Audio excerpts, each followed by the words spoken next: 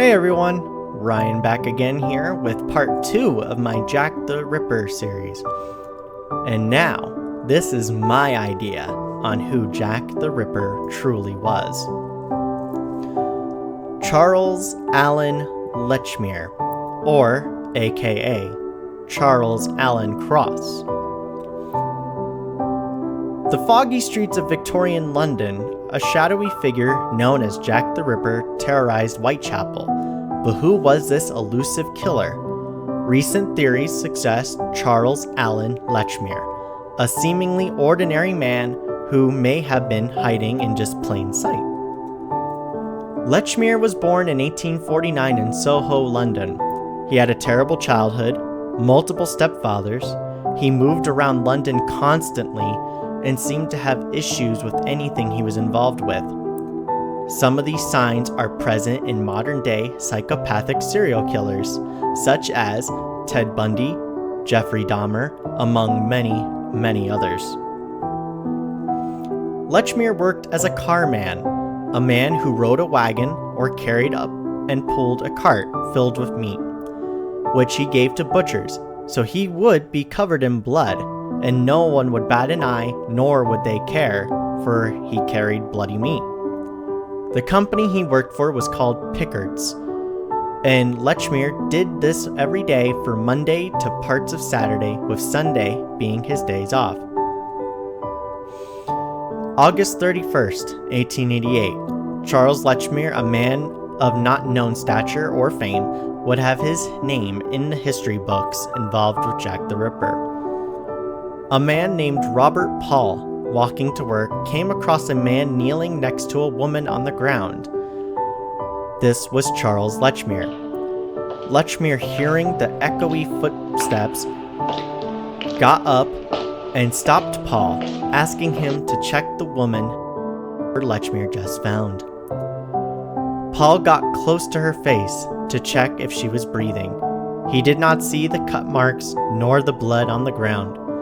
Paul touched her hands, her face, her arms, and said she must still be breathing, and asked Lechmere to help move her out of the sidewalk. Lechmere told Paul repeatedly, "I will not touch her."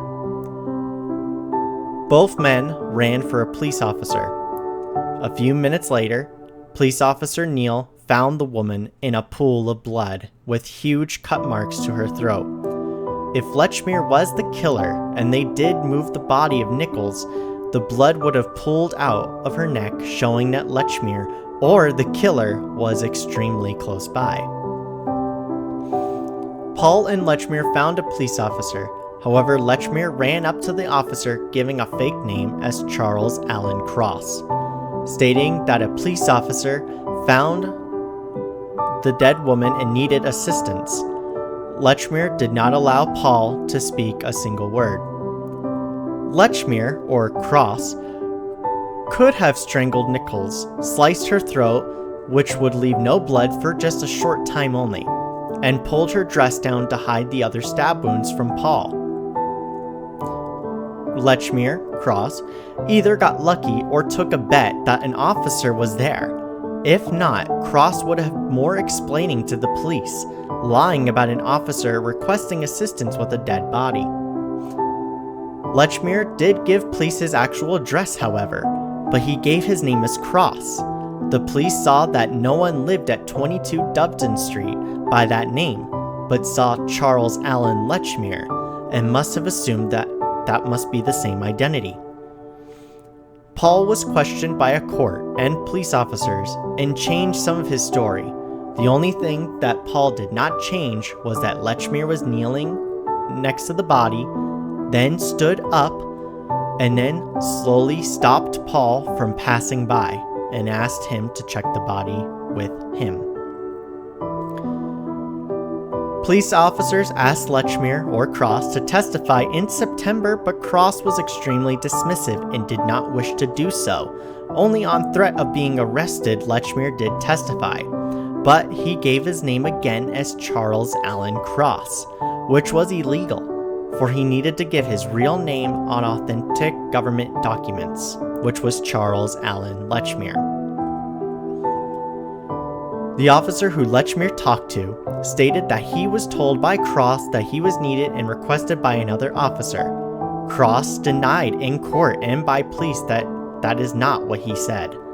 Cross was calm during the questioning, something Jack the Ripper could get away with like other psychopathic serial killers. 22 Doveston Street was near the heart of Whitechapel, but it was near the 5 murder sites, and all near Lechmere's home. His work, or like the double event, was near his mother's house. Charles Allen Lechmere, or Charles Cross, was the only civilian to be found kneeling or standing next to any of the dead bodies. The rest were found by police officers, or the last victim by her landlord. The situation with Nichols, she had strangulation marks on her face and neck, slash marks to her throat all the way to the bone, 12 stab wounds and slicing wounds to her stomach. During the time of the murders, doctors believed all of this could have happened in 5 minutes or more.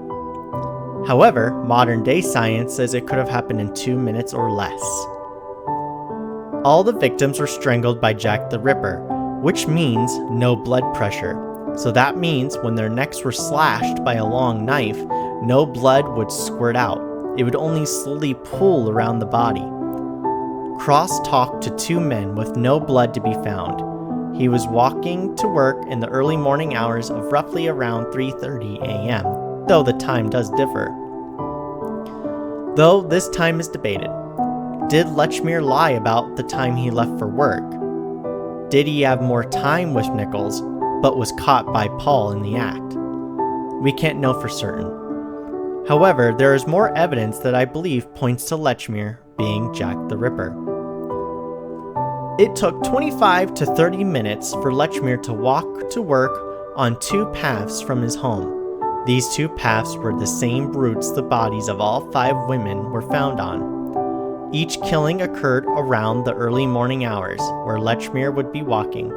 He would have passed at least 3 of the victims on his route to work or from work. Lechmere's timing dug him in for each killing was just mere minutes off from when he said he walked by. Meaning, again, if Charles Lechmere was not Jack the Ripper, he should have seen him flee, or Lechmere was just extremely unlucky to live, walk, and work by 5 of the most gruesome murders of the 19th century. Some people pointed out about Lechmere's troubled childhood, but others stated he was an intimidating man who looked and acted strange in situations. Even Robert Paul mentioned how he felt intimidated by the man and did not question him in fear. The double event occurred on September 30th, 1888, which was a Sunday. Lechmere had these days off and could have done both killings while visiting his mother as an alibi, and to get off the streets. All 5 victims were on the route to work near his mother's house, also where he used to grow up. Lechmere knew these areas well, and he could escape if needed, which would explain why many Jack the Ripper enthusiasts wonder how Jack the Ripper constantly got away from the police. The mob of civilians who patrolled the streets and dark alleys late at night. He had to be a local, or he had to know the locations and knew how to escape. I personally believe Charles Allen Lechmere, or Charles Cross, was a psychopathic serial killer who was Jack the Ripper. He murdered for the fun of it, or if it was a spur-of-the-moment killing. He could have written the letters as more game to the police, trying to see if he could get caught but slip away at the last possible second. His troubled childhood and many family issues, I believe, are signs of an early serial killer like modern day ones, and I believe this points out that Lechmere was Jack the Ripper. The final question that always is asked, why did Jack the Ripper stop? I believe, if it was Lechmere, that the net was closing in on 5 bodies near his home, route to work, and his mother's home, him being covered in blood constantly, even though if he was dealing with dead animal meat and covered in blood, The police were slowly closing in on different occupations. With Jack making fun of being labeled as a doctor, the next viable suspects would be butchers or people who worked with bloody meats. Police would soon see similarities with Lechmere Cross's stories and his route to work, how his mother's his home, and all the murder locations made up a triangle, connecting each location to his house, work, and mother's his home. Lechmere Cross could have also gotten it out of his system with the murder of Mary Kelly, and how gruesome of an indoor murder it was. If Lechmere was the killer, and if he did write any letters, I would like to see a handwriting analysis done between the letters and postcard to anything Lechmere wrote in his life to that of the supposed Jack the Ripper writings. Thank you everyone for watching the video. I hope you enjoy. Please like, comment, subscribe. Who do you think Jack the Ripper was? Let me know in the comments below. And thank you again for watching, and I will see you all in the next episode. Bye everyone.